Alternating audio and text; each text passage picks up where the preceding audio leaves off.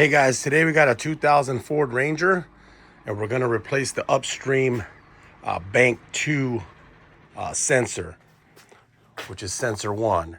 It's located on the driver's side. You're not going to be able to get to it from up here. All right, so you're going to have to get to it from underneath the vehicle. This is the sensor that we're looking to replace.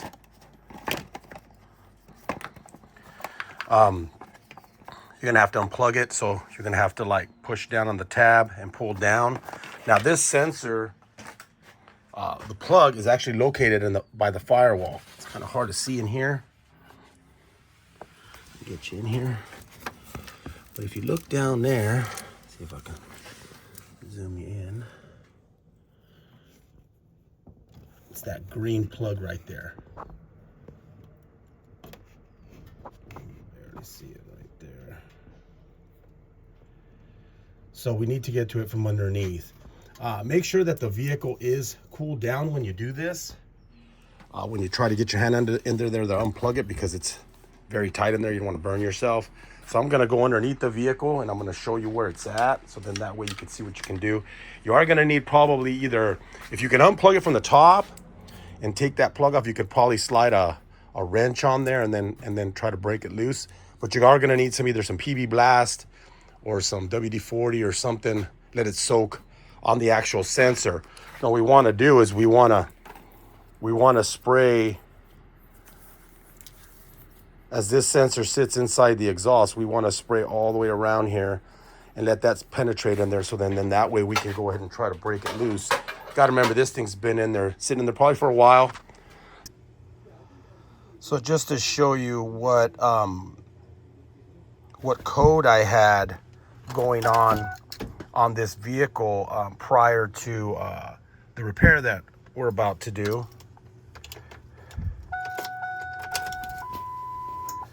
It should show me the codes.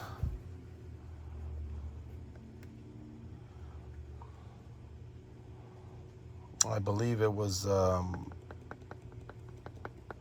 oxygen sensor. Yeah, there it is. P0153 bank 2 sensor 1, which is the upstream one, which is basically on the driver's side before the catalytic converter. It's the one coming right off of the manifold, right off the engine. You'll see it. It's kind of hard to get to. So I'm going to show you this next. So we're under the vehicle on the driver's side, and as you can see right here, there's the exhaust system. There's the cat. And as you go up, and then the sensor is going to be right there, right here. Engine's still a little warm, so I'll burn my hands. But there's the sensor right there, and then as you look up, you can see it. It has like a, you see the wiring right there, and it has like a red cover.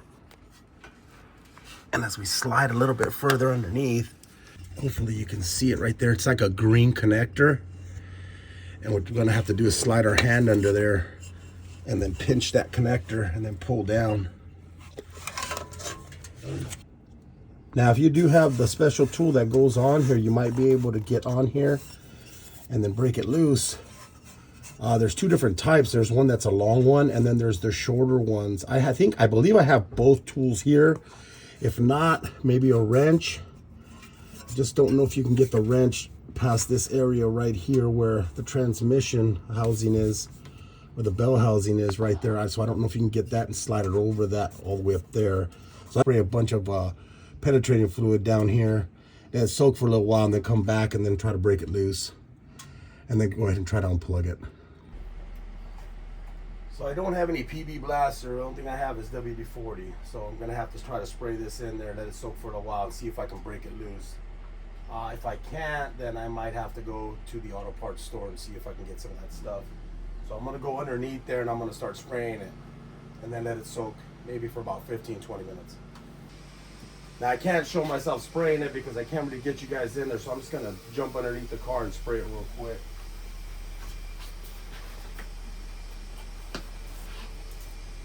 I drenched it, so it's pretty good and soaked.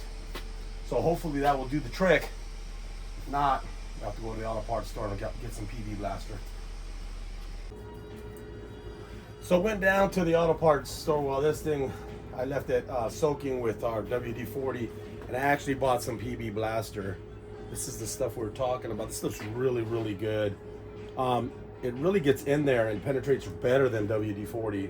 But hey, I ran into situations where I don't have this stuff and I use the WD-40 and it's actually worked. So if you don't have it, just try to use that. But you have this stuff works really, really well. So I'm gonna go underneath the car. I'm gonna go ahead and respray this one more time and then let it soak for a little while longer. So this can actually has a little thing that you put it over to that side so that now it can squirt, and then when you're not using it, you just rotate it back that way.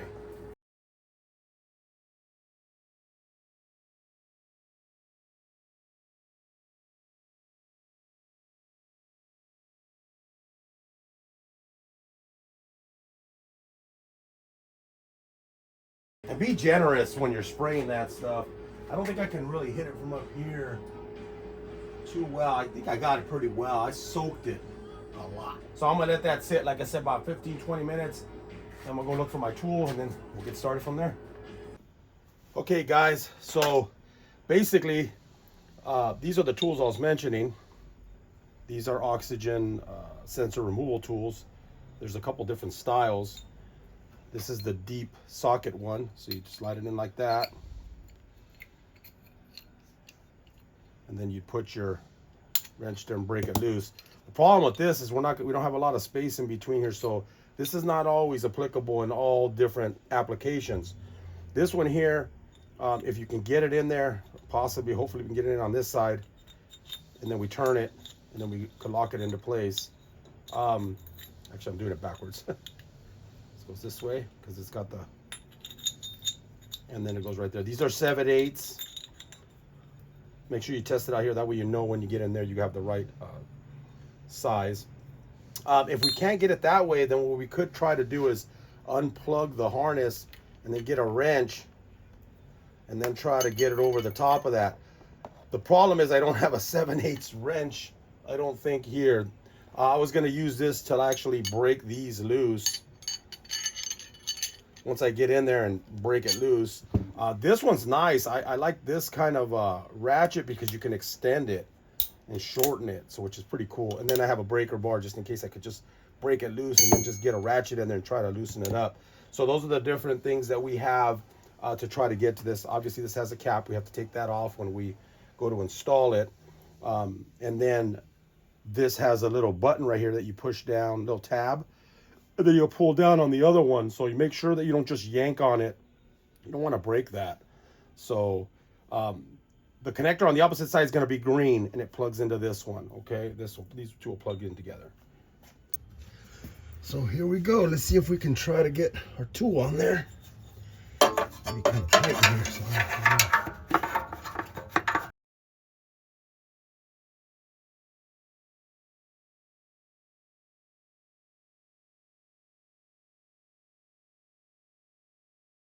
one. That's my breaker bar right here. Oh, wait a minute. That's right, these are 3/4. So I did find an adapter that goes from 3/8 to 1/2 inch. I don't like using adapters, man, but I gotta make choice in this matter here.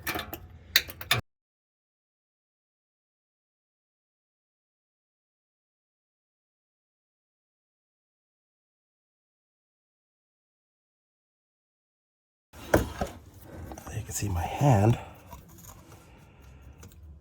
Right where my hand is, there's the connector right there, and there's a little bracket. You got to push it out, and you got to come in through the side of the, right here where my hand is.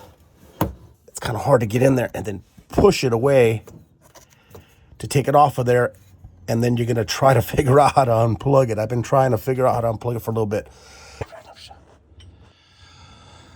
Okay, hopefully you guys can see that. There's the connector right there.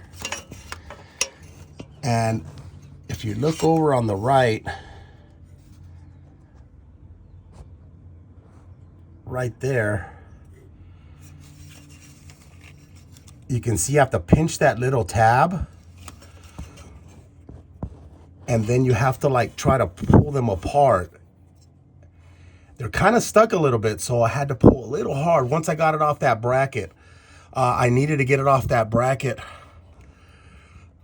to be able to get leverage in there. Very, very tight. I came in through the side wall, the side inner fender wall on the driver's side over here. See where my hand is? See my arms over here on the side. I'm laying on my back. Now I'm gonna have to try to put a 7/8 wrench on this O2 sensor because I just can't get my tools in there to turn them at all.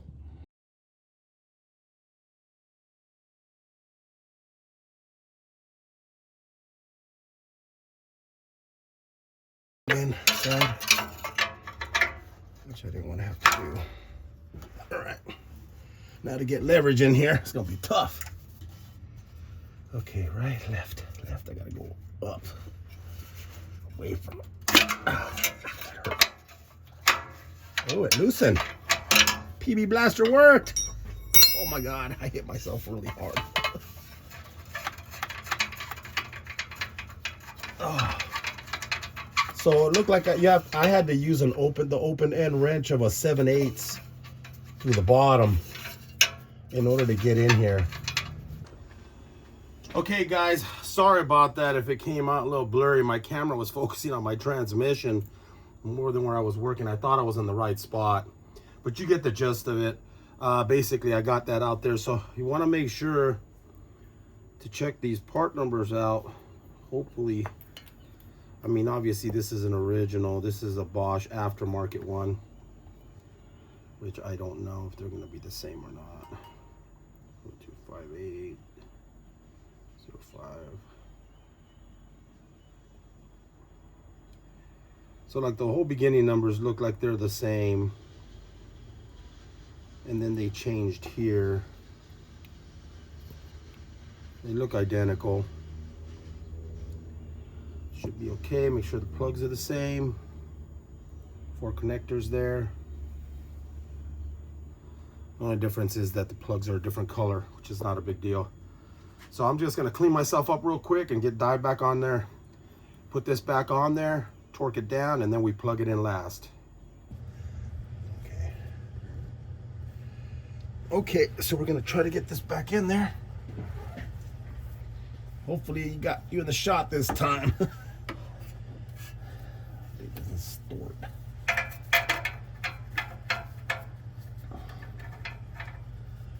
Put that up there. The fun part's gonna be getting this to turn. I got it in a little bit now. Now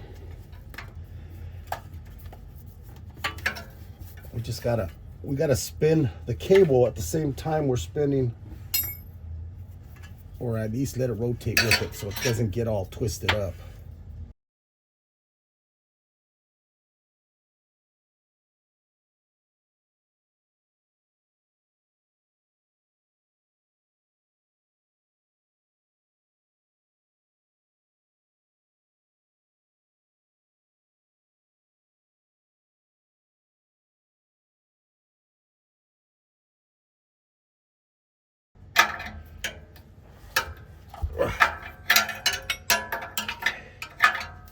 Looking promising. Tighten it. Turn the wrench over. Tighten it some more. Turn the wrench back over.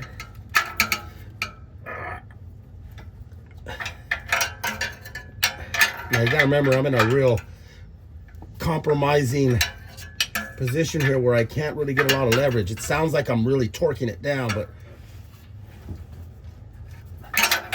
I'm really not.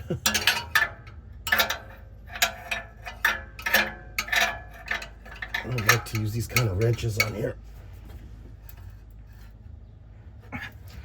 but you gotta do whatever you can do. All right. Okay, so I actually use both my hands to kind of guide it. If you guys can see it, it's right there. It's right there. That plug has to go back onto this little metal bracket there. It's got like 2 little plastic tabs, and like look, just like a fastener, you just push it in. It's got to figure out, get your hands in there, man. It's really tight. I think that's going to be the hardest part, like pulling it off of there and then putting it back on there. Hey guys, so we're done with the repair. It's real difficult to get in here. You could make it a little bit easier for yourself if you actually removed the wheel and took off the inner liner, the whole inner liner of the tire. You might be able to get in there and at least unplug the sensor, pull it off, put everything back together there. As for getting to the actual oxygen sensor on the exhaust system, you have to go from the bottom of the vehicle. I do recommend maybe lifting the vehicle up so you have a little bit more room in there. I'm kind of a little bit of a big guy, so it's a little bit tough for me. My hands are a little bit big, so it's kind of tight in there. I had to get in some awkward positions to get in there and then kind of grab the sensor and then try to pull it and unplug it and all that kind of stuff. And even trying to just unscrew it once you loosen it up was tough, was really, really tough. I would say out of a 1 out of a 10, this is probably about an 8 or 9 in removing. That is the hardest sensor to take off out of all the oxygen sensors.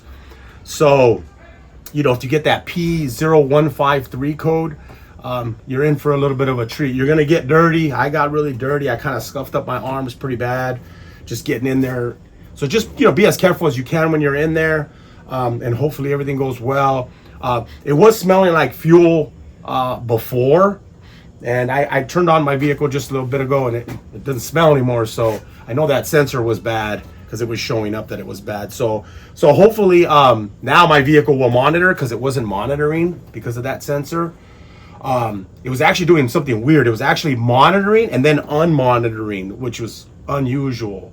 So like the sensor would work for a little bit and then all of a sudden it wouldn't work, and it would act like the vehicle hadn't monitored, at least that according to my scanner. But my scanner, it did show up that code, and I went ahead and repaired it. Everything else on this vehicle had been changed out, so I knew it had to be probably that, and that's what that code actually pops up as. It could be a couple other things, but that's what it popped up as. This already has had a bunch of work done to it, so you know, we went to do that, and hopefully that light does not come back on, the check engine light. Usually the check engine light would come on after hundreds of miles. It wouldn't even come on right away. So you know, I'm gonna drive it around, and you know, if it does pop back up, I'll mention it. Hopefully it does not. But anyways, I purchased that sensor at AutoZone. It was a Bosch. Wasn't the exact same complete part number, but the majority of the part number was the same. It looked identical. Everything looked identical except for the plug was white instead of green. And I think the sensor was about less than $40, I think. So, well, anyways, if you guys have any questions, thanks for watching, and have a great day.